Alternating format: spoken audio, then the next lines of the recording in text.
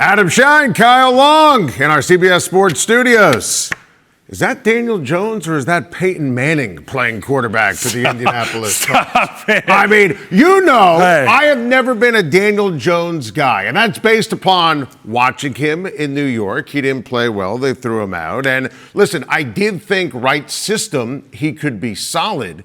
Having said that, Kyle, he has been spectacular. Jonathan Taylor has been out of this world, like early offensive player of the year kind of vibes. The Indianapolis Colts were 2-0 to start the season, both games at home. They go on the road. I don't want to hear it's just Tennessee. They punked Tennessee on the road, first game outdoors in Good Nashville. teams win games. Great teams beat the hell out of teams, and I feel like they beat the hell out of them today. 100%. To me, and you the look Colts around, are for real. And you look around the NFL, and you take a look at some of these scores, and you watch how they come down to field goals and 2-minute drives. And the Indianapolis Colts haven't allowed that to happen, so I got to give credit there.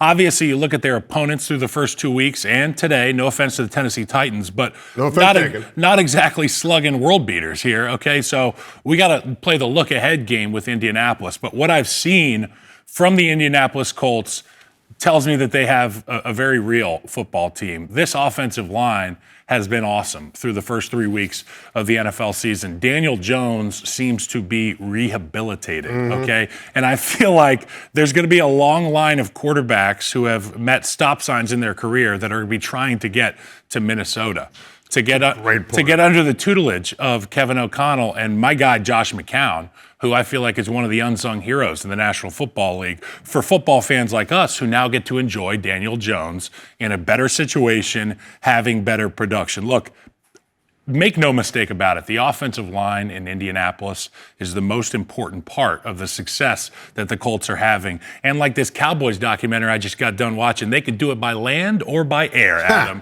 And they have great receivers. They have a young tight end in Tyler Warren who can do it all. They've got Daniel Jones making the right decisions, not trying to break the bank, okay? He's just doing the S&P 500. He's just throwing the money that he needs to see get bigger. That's all he's doing. He's not trying to do anything crazy. I think that's what they need in Indianapolis. The defense plays hard. We've seen big plays on the back end with guys like Cam Bynum. The front is bolstered by guys like DeForest Buckner and Grover Stewart, who are consummate badass professionals. And when you've got a team that can run the football, throw the football a little bit, that is a recipe for success. So I would say, yes, Adam Shine, the Colts are real. We're going to find out how real they are. I think you make a great point, and I'm not here to crown them. I'm not here to necessarily even put them in the elites when you look at the big picture in the AFC.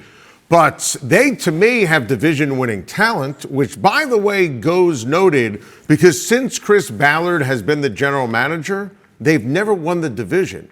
And every other team in that division has won it twice. And that's not exactly murderer's row when you consider the Houston Texans and the Tennessee Titans and the Jacksonville Jaguars. You look at what's going on in Houston. You take a look at the Jags, who I just don't trust big picture. Tennessee, I like Cam Ward. They're clearly not ready for prime time. This can be the year that Indianapolis absolutely wins a division. They host a playoff game or two in the great Indianapolis Colts arena. The fans are unbelievable. Home field is unreal.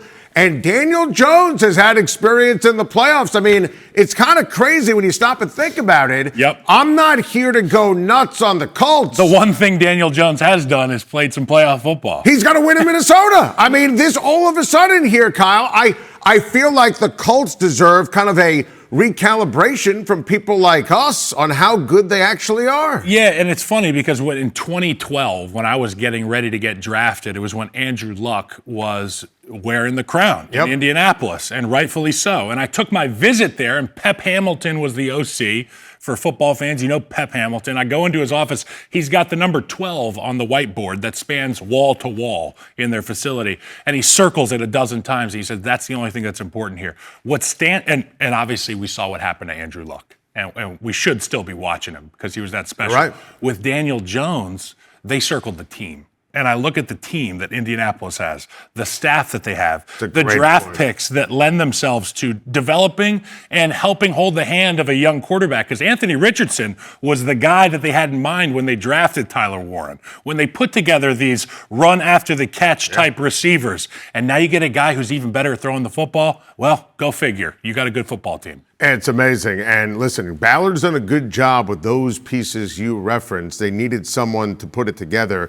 I think Shane Steichen could coach. I've always been impressed, right? Offensive mind. Think about what he did with Jalen Hurts when he was in Philly. Look, I don't want to put him in the same class as, my guy Kevin O'Connell as a quarterback or offensive guru. But he's special in terms of implementing a system and maximizing quarterbacks. It was always crystal clear to me that Richardson was never the guy. So if you get the line playing well, and they've got some dudes up front, if you get Jonathan Taylor, who I think is one of the best backs in the league, playing like he is old school now, physical, speedy, wants the ball in his hands.